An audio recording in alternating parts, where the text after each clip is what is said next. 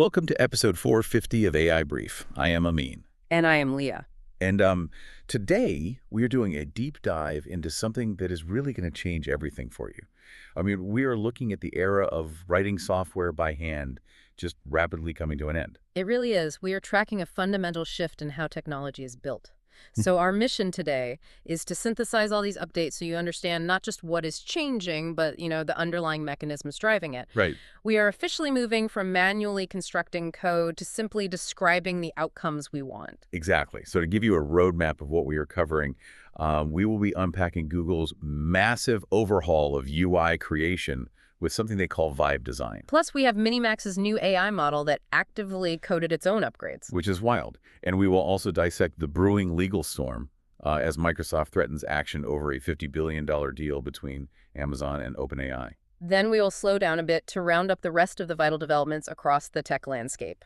All right, before finally equipping you with the top trending AI tools that you can actually deploy in your workflow right now. So the most immediate realization of this shift, from writing code to describing outcomes, it is happening at Google right now. Right, with Stitch. Exactly. They have completely overhauled Stitch, introducing this concept they are calling vibe design. Which, last year the whole concept of vibe coding changed everything. Oh, absolutely. You could collapse weeks of back-end work into just a single conversational prompt. Yeah. But now Google is bringing that exact same speed to visual design. They really are. They have turned Stitch into this voice-enabled infinite canvas. So you feed in images or existing code or just a basic creative brief. Okay. And an integrated agent manager immediately starts juggling multiple design directions at once. Wait, so I am trying to picture this practically. Like, if I tell a traditional AI tool to make me a login page... It usually just spits out a single static image file. Right, exactly. Yeah. So how is this agent manager actually operating differently behind the scenes? Well, think of the agent manager as a tree trunk that instantly grows several distinct branches. Okay, I'm with you. Instead of rendering one flat image, the system branches out mathematically. So it generates the underlying code logic for a minimalist layout on one branch, Right. and then perhaps a complex data-heavy dashboard on another branch. It maintains the mathematical and structural logic intact for both simultaneously. Oh, wow.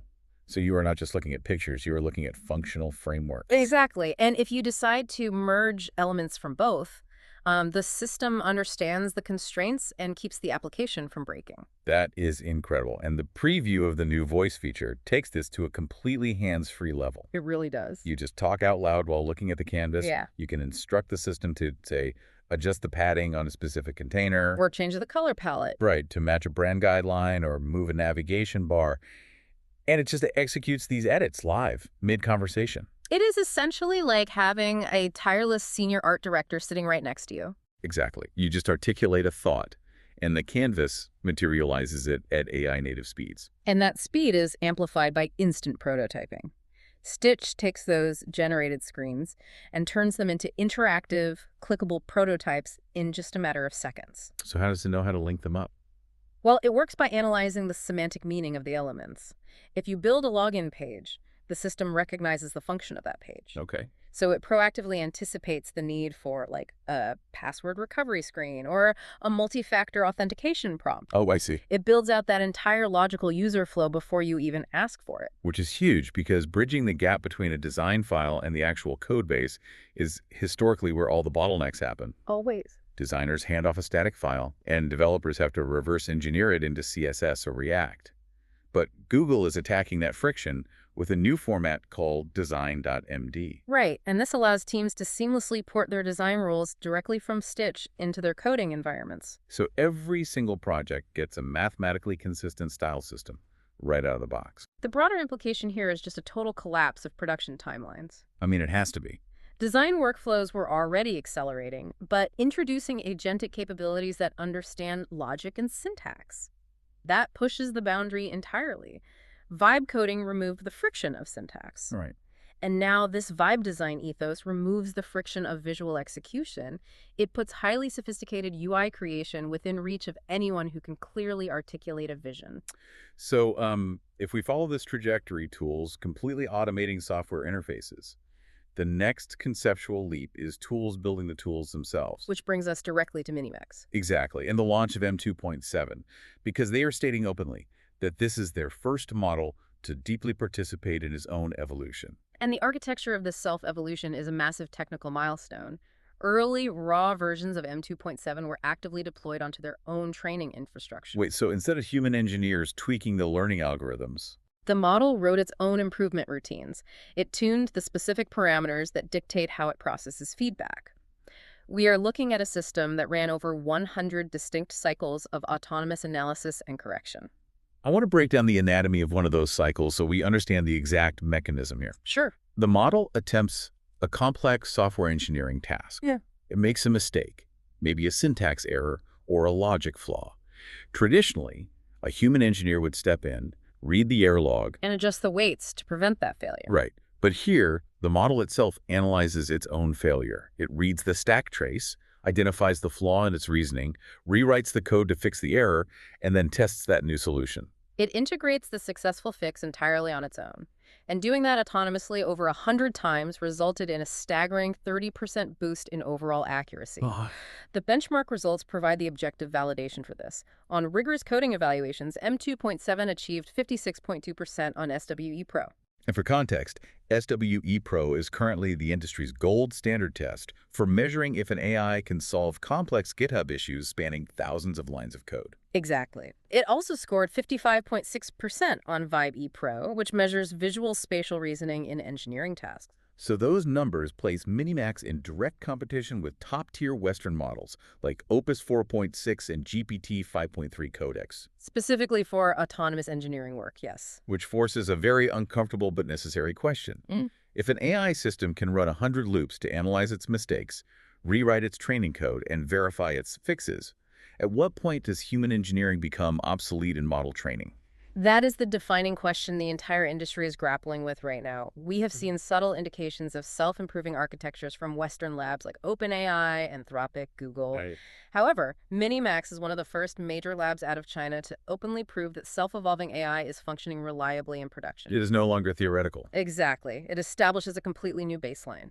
Moving forward, any future frontier model will simply be expected to train and improve itself. The reality is, if these models can build and improve themselves, whoever controls the vast data centers and hardware they run on effectively controls the future of the technology. Oh, without a doubt. And that realization is causing absolute chaos behind closed doors.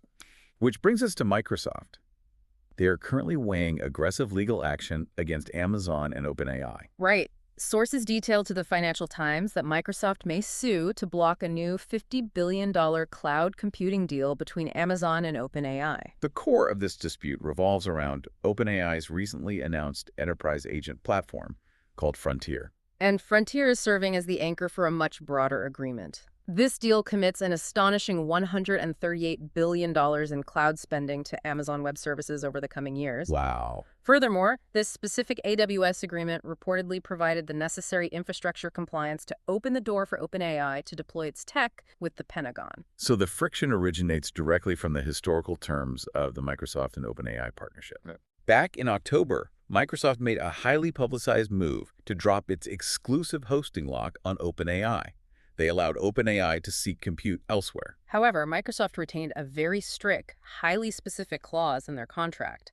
That clause forces all developer access to OpenAI models to be routed exclusively through Microsoft's Azure infrastructure. They essentially wanted to ensure that no matter where the model lived, the lucrative enterprise data was flowing through their toll booth. Exactly. And the legal nuance here is the crux of the issue. Microsoft is claiming a direct breach of contract based precisely on that Azure routing clause. They argue the Amazon deal bypasses this requirement. Yes. A source quoted by the Financial Times stated very plainly that Microsoft knows the exact wording of their contract and will sue if it is circumvented. And another source pointed out the strategic vulnerability here.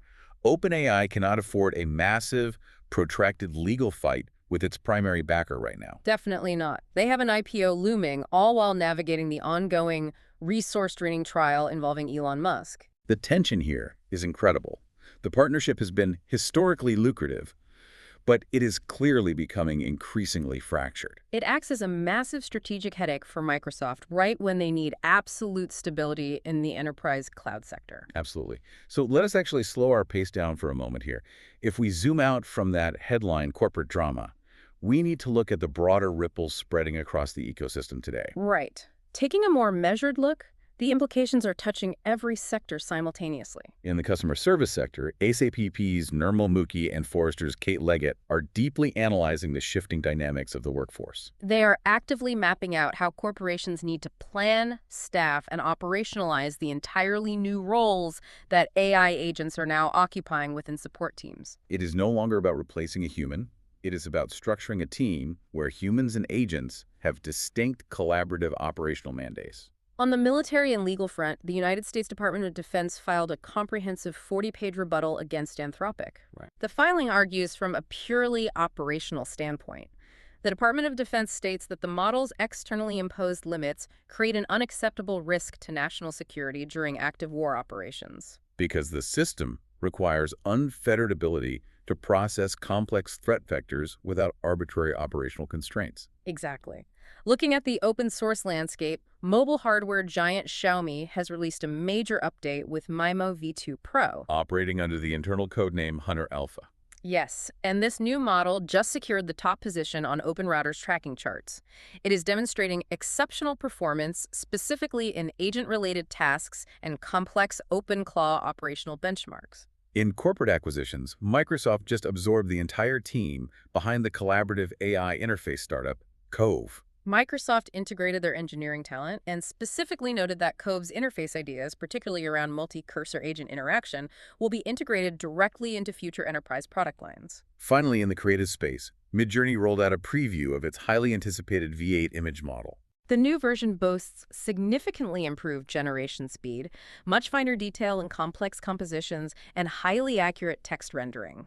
Though early user reactions remain mixed, with some users debating the shift in the model's default artistic styling. Bringing the focus back to your immediate workflows, let us run through the top trending AI tools you can utilize right now. Yes, let us bring the energy back up and look at how you can apply this technology today. First on the list is Stitch from Google. You can use this immediately to rapidly prototype a fully clickable user interface for a mobile application. Right, you can build out an entire application framework using nothing but voice commands and the new Vibe design workflow we discussed earlier. Next is Dispatch. This tool allows you to control your computer's Claude Cowork instance directly from your mobile phone. Imagine you are in a cab or walking to a meeting. Dispatch is perfect for managing complex agentic tasks while you are away from your primary desk. Then we have Minimax M2.7. You can deploy this self-evolving model specifically to tackle complex agentic software engineering benchmarks and autonomous coding tasks. If you have a massive code base that requires tedious refactoring, this model is designed to autonomously map and execute those changes. For users focused on high-speed execution, GLM5 Turbo from ZAI is currently trending. It is a highly optimized model tailored specifically to excel in OpenClaw tasks, making it ideal for high-velocity environments where latency is the bottleneck. If you manage distributed global teams, Nonillion provides a fully immersive digital meeting space. It goes beyond standard video calls by allowing you to host remote, cross-border team stand-ups that feel genuinely collaborative and spatially aware.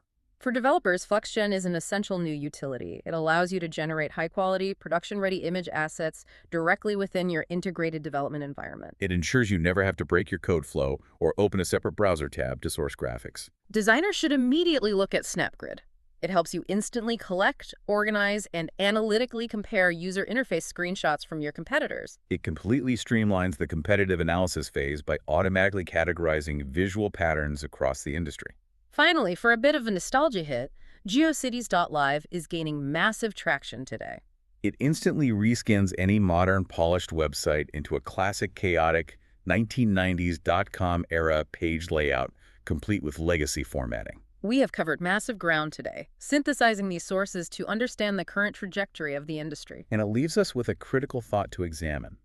If AI can now design its own interfaces with tools like Stitch, and successfully write its own training code to evolve autonomously with models like Minimax, what will the uniquely human contribution to software development actually look like a year from now? That is the big question. We highly encourage you to follow AI Brief on your favorite platform. And please share this deep dive with a colleague who needs to catch up on the rapid changes happening across our industry. See you in the next episode.